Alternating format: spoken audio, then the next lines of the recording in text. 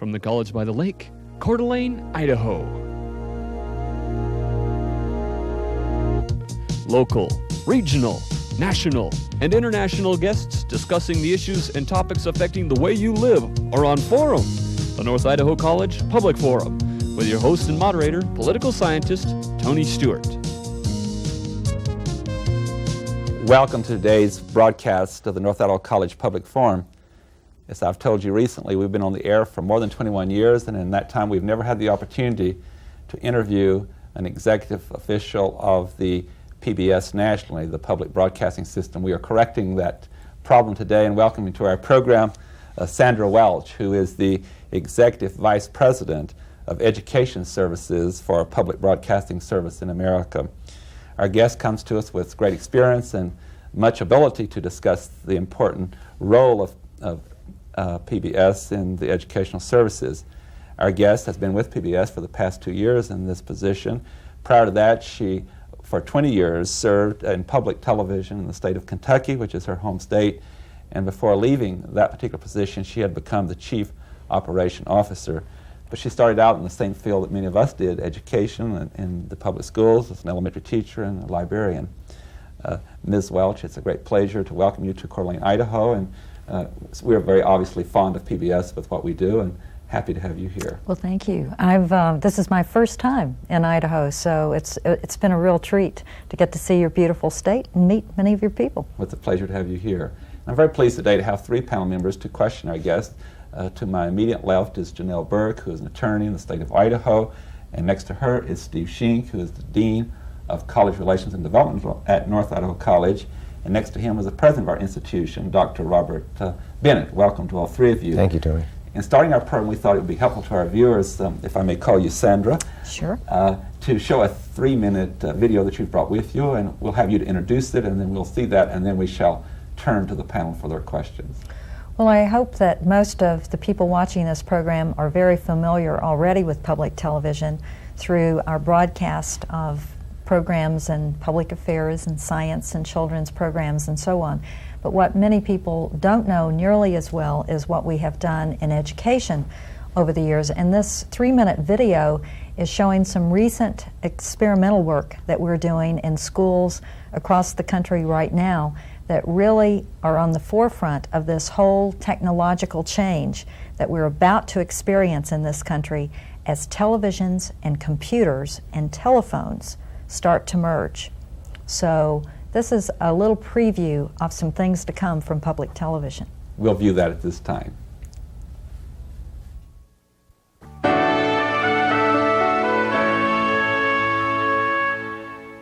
With VSAT technology, PBS is building a 2-way interactive data communication system. It will bring information to classrooms in a way that's timely, effective, and efficient. Classrooms and other learning centers will be interconnected so they can communicate and exchange information with each other. And the new PBS online service will be making the most of the possibilities. Here are some of the programs that are currently in development. When Apple Classrooms of Tomorrow set out to design a model that would make television an interactive experience for students, they started with the best, the McNeil-Lehrer NewsHour.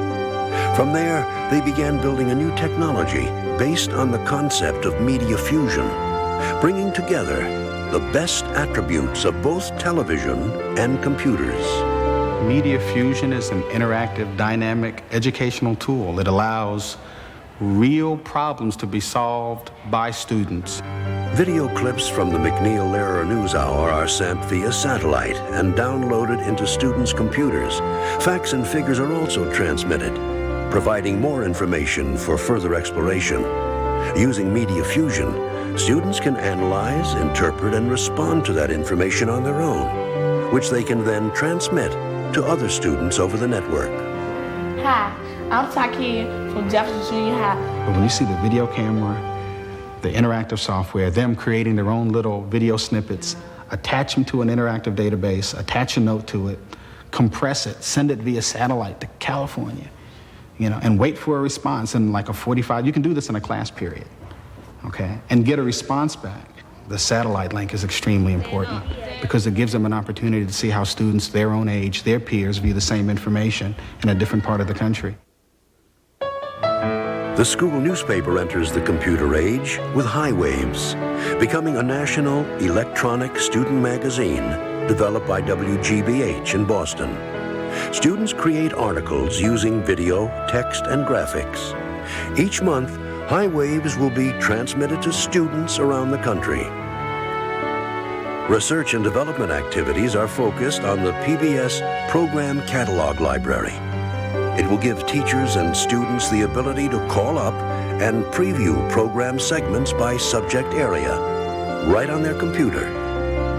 Once a particular program is selected, it is delivered via satellite for screening right in the classroom. These are just a few examples of the new directions public television is taking to empower students and teachers. The possibilities are endless, and the technology exists to make them real. We're going to now go to our questioning, and that was the most interesting video, and we'll ask Janelle Burt to commence the questioning.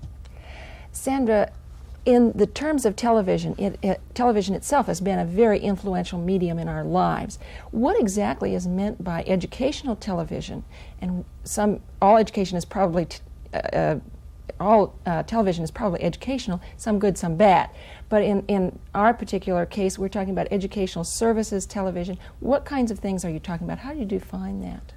Well, of course, at PBS, we hope that people, when they think of PBS, think of us as educational overall.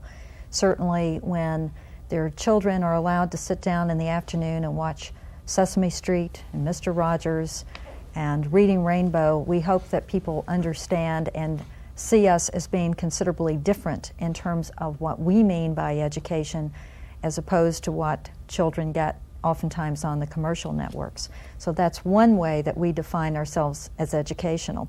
And certainly adults watching our science programs, our public affairs, and so on, again, we try to really zero in on those kinds of programs that we think are different and are of real value. But my particular area at PBS even goes a step beyond that, in that I'm responsible, my group is responsible for really serving the more specific and formal learning needs, working in elementary, secondary schools and colleges and adult learning centers across the country, and also more and more in the workplace, where more formalized, broad-based learning opportunities are becoming available.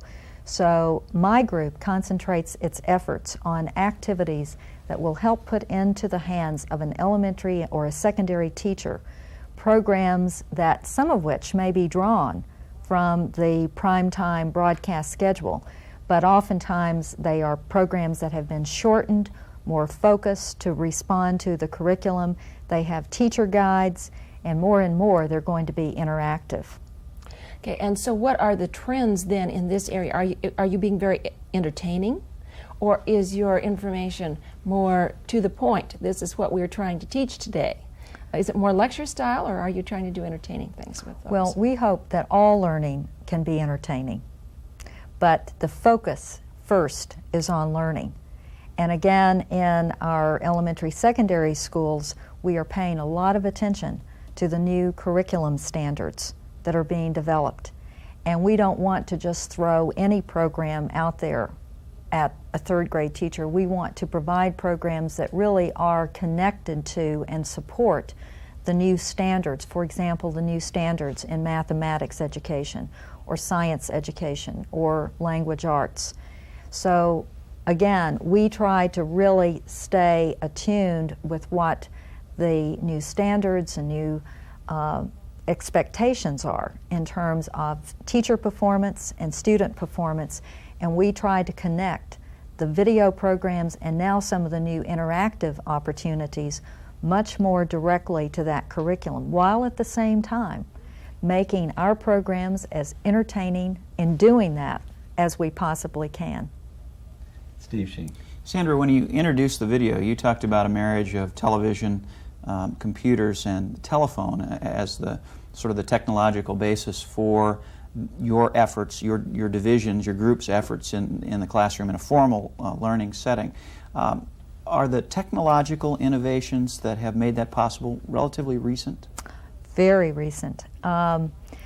Digital video compression and high definition television, all of these pieces are sort of fitting together, has really just taken off in the last 18 to 24 months. It had been talked about, and it was one of those things that everyone believed was coming.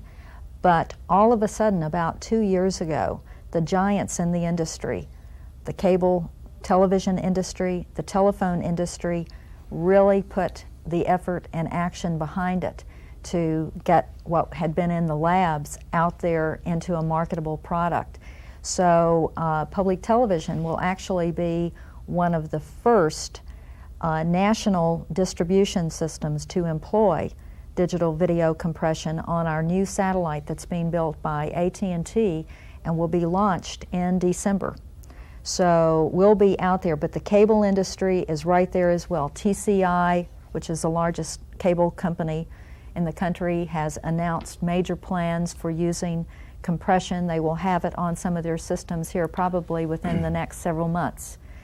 And that development is the foundation upon which all of these new innovative services are going to be developed. And just as within the commercial world, you're seeing the cable and telephone industries looking at every way possible to offer new consumer services in the commercial marketplace, public television has really made a commitment and has put tremendous energy and effort into looking at educational applications that really help learners in this country take advantage of this new technology to enhance their own personal learning. Sandra, are high resolution, high definition television, HDTV, and digitized compressed signals, are those inseparable? Could the studio monitor that we have here, for instance, receive and show a compressed digitized signal, or do you have to have a high resolution, high definition television to pick up and broadcast that signal? No, you do not have to have a television to eventually receive a compressed signal. You have to have a decoder at some point in your system to be able to understand that compressed signal and to bring it back into a mode that your television receiver can utilize. But now if you want full high definition television with the quality level that you've probably seen demonstrated, then yes, you would have to have the new high definition television to get that kind of quality. But we are going to be able to start in this country using digital compression in order to provide multiple channels on what used to be where you could only send one video program at a time from PBS on a transponder. Starting in December, we're going to be able to send 8 video programs at a time on that single transponder. So we can start even before there's a consumer high definition set out there, and we will reap some real benefits. And that leads me to one final question. If Tony, let me follow up. How affordable is this for an average classroom? Well, it's a complex answer, but to simplify it in terms of what our commitment is in public television, again, we have been at the table with the cable and telephone industries and the manufacturers of this digital compressed equipment, saying you have got to standardize this as quickly as possible, because as advocates for teachers and colleges and schools in this country, that decoding equipment has to be as low priced as possible. And it's to your advantage to standardize and to make it as affordable as possible, because we believe that educators, schools, and colleges are eager to take advantage of this, but you've got to be willing to make it affordable. Right now it's a little like the old beta VHS battle, isn't it? Absolutely. And there's a lot at stake in the commercial world in terms of whose equipment and who's going to be there first to get the greatest market share and so on. And that's going on right now. But again, the role we've tried to play in public television as not-for-profit public service organization is to really try to speak and to bring what influence that we have into the commercial marketplace on behalf of educators. Robert Bennett. Wow, it sounds pretty exciting. Let me ask you a question with respect to how you think that might impact the classroom teacher. If in fact this becomes affordable and it is going to be made available, how will the teacher change with respect to what he or she teaches in the classroom? Well, for one thing, teachers are going to have a lot more options than they've ever had before if we can really make this system work the way that many of us are envisioning it. For one thing, a teacher, as you saw in this little video example that we played at the beginning, could access vast libraries of video programs. And instead of having to wait until November 13th at 2 o'clock to get that math program that they want, they simply sit down at their computer in the morning, they scan through a list of math programs, they say, this one looks interesting, they preview it for just a minute, and they enter in a little code and say, deliver that to me within the next hour, and they have it in their classroom. Sounds pretty exciting. That's a big impact in and of itself. Beyond that, what we're seeing that is so exciting to so many teachers is the opportunity for them to connect their classroom to another classroom. And for a teacher here in Idaho teaching science to 7th graders to be able once a week to connect to another teacher in Nebraska, in California, in Rhode Island on a science project where the teachers would share resources, they would gather data, their students would communicate with each other. That kind of impact, I think, is going to be tremendous, and we're starting to actually make some of those things happen. So it's convenience for the teacher in terms of having access to vast storehouses of video and data information that they can bring in on demand. And another major opportunity I see is this connectivity, where the teachers will no longer be isolated and separated from other teachers across the country, but can connect, can share lesson plans, can share resources, techniques that have worked, can share data, and so on. And as you really start to think about what would that mean in terms of the way a teacher organizes a classroom, what does it mean in terms of the kind of learning that's going to take place with those students, the impact could be tremendous. Nobody will be isolated any longer. That's A right. small rural school can communicate with someone in the larger city. That's right. That sounds very, very exciting. And certainly, and coming from Kentucky, where we have many schools in rural areas that really are isolated, and my impression, my 24-hour stay here in Idaho, is that you've got some of those same situations. Many. Overcoming those geographic barriers can make a tremendous difference in a state like this. I would like to add a footnote, and I'm moving in another area. I'm so happy to hear you say that, Sandra, because one of the things that many of us have been saying for a long time, even though this new technology sounds expensive, in the end there seems to be two good results. One, it isn't that expensive because you're going to be able to use this wealth of expertise that exists, and you don't have to fly all that in to be at one location. And secondly, the learning process will be escalated from simply this access to great information. And I'm very happy to hear you say that. I want to give you the opportunity to defend PBS, although it needs no defense in my opinion, but we who have worked in it a long time were somewhat taken back recently by an article in a major national magazine in which a member of the printed media contended that PBS's years were in the past and that it would be replaced by C-SPAN and CNN and so forth. I think the video you brought was so excellent to indicate that we're talking about a totally different need in our society, but I do want to give you, the expert, the opportunity to respond to the comment that PBS would not have a future. Well, we have many critics, not only from individuals like that, but I'm sure you're aware during our last authorization hearings in Congress, there were those who felt that we should no longer have federal government support as well. The whole media environment has changed dramatically since public television was created 25 years ago. 25 years ago, there were 3 commercial networks, and that was it. in this country. And certainly at that point, when we were only one of 4 signals that anybody in this country could receive, and we were significantly different from the commercial system, it was understandable why a system was needed. It's true, today the average household on cable has access to an average of about 40 channels.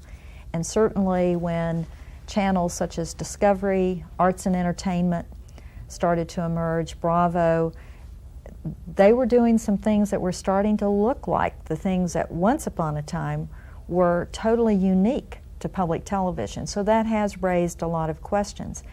But there are several points that I think are overlooked by many of our critics. Number one is that yes, cable television has brought many wonderful things to homes across the country, but 40% of the people in America do not have cable. So for 40% of Americans, and many of those 40% are people who cannot afford cable, or they live in rural outlying areas where cable will never go. So for one thing, you start with the fact that public television can reach virtually 100% of the homes across this country, and our service is totally free, our over-the-air service. So if you take that perspective in terms of, is it still important for government in this country to provide free universal access to programs such as Sesame Street, to McNeil Lehrer, and so on, that's a different way of looking at whether or not we're still important and worth being supported with some government funding. But beyond that, what many of our critics, I don't think, do understand at all is what you've just seen that we're doing from this little piece of video, and the role that we have played in the past and the role that we believe we can play even more so in the future in the more formal learning process in the country. And again, there are going to be many players that are going to be offering learners in schools and colleges opportunities to purchase their products and their services, and that's healthy.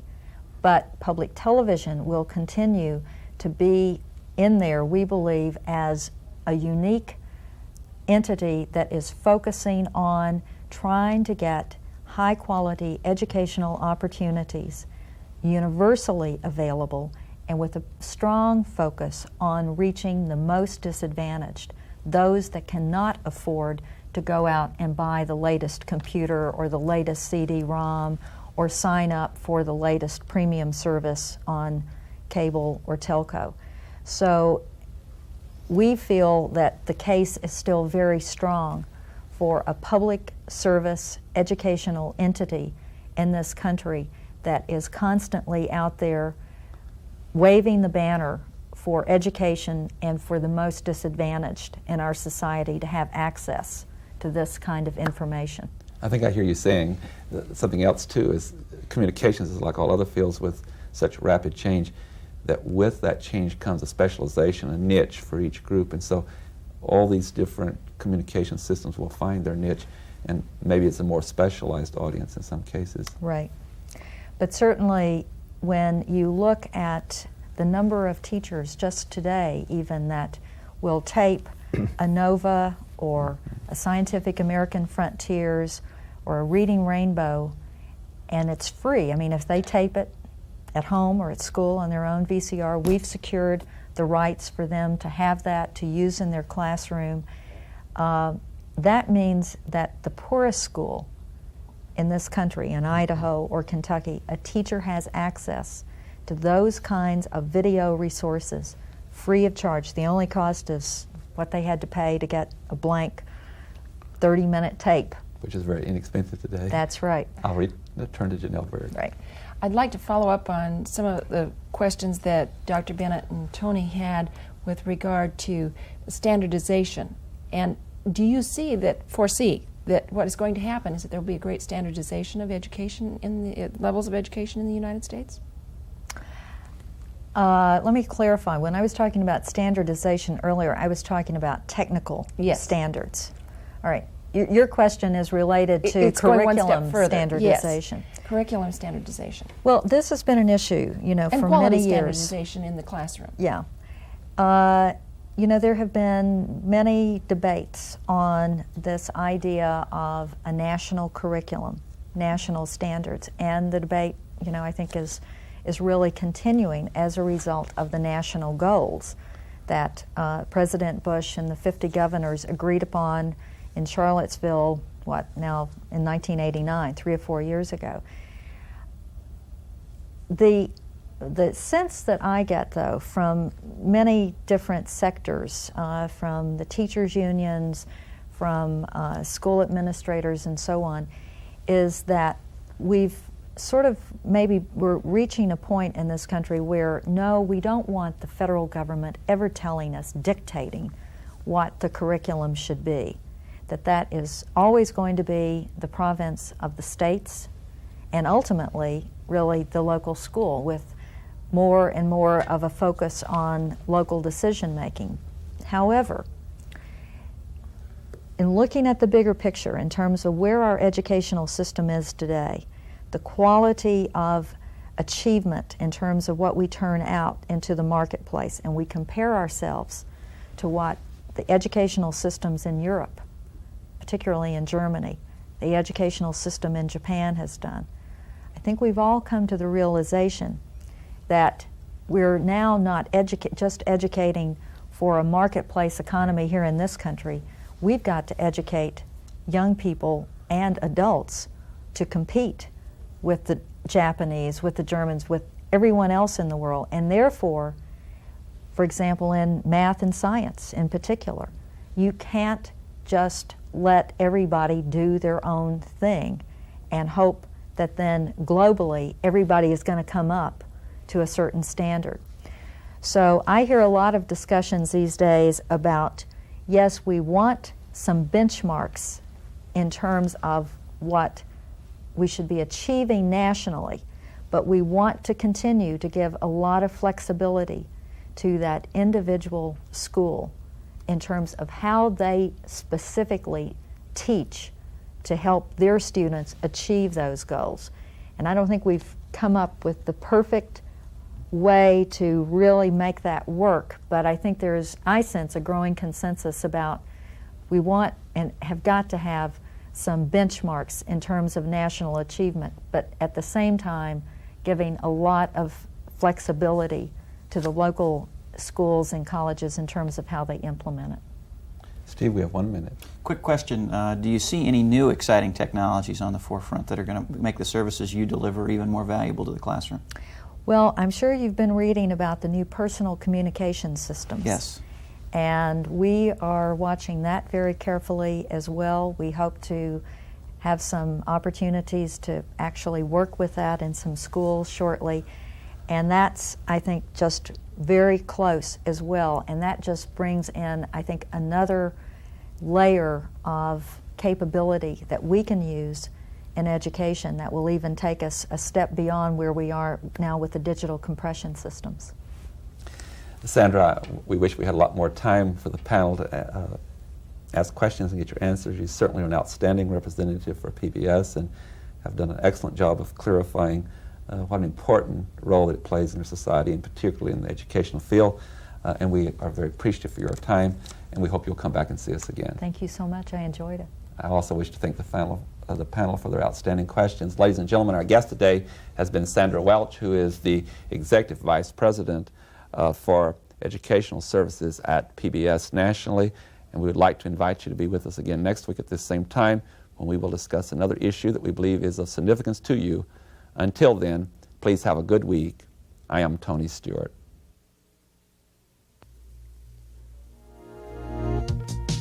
The North Idaho College Public Forum was videotaped live from the studios of Telemedia Services on the campus of North Idaho College for viewing at this more appropriate time. We invite you to join us again next week for another all-new edition of the North Idaho College Public Forum on this public television station.